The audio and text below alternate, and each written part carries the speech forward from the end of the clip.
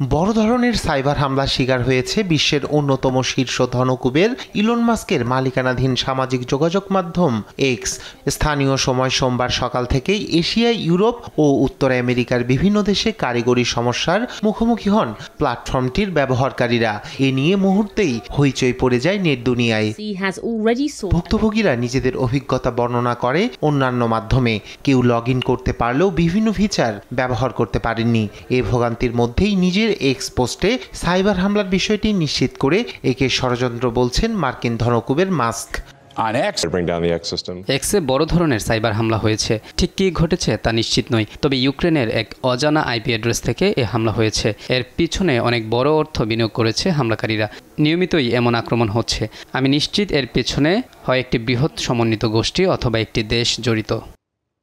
দীর্ঘক্ষণ পর এক্সের কার্যক্রম স্বাভাবিক হলেও সাইবার হামলা নাকি কারিগরি ত্রুটি, এ নিয়ে এখনও আছে ধোঁয়াশা। চলছে অনুসন্ধান। সাইবার নিরাপত্তা বিশ্লেষকরা বলছেন, এক্সের সার্ভার ও পরিচালনা ব্যবস্থা পর্যালোচনা না করে নিশ্চিত করে কিছু বলা সম্ভব নয়। রায়হান কবি শুভ্র, নিউজ ডেস্ক, দেশ টিভি।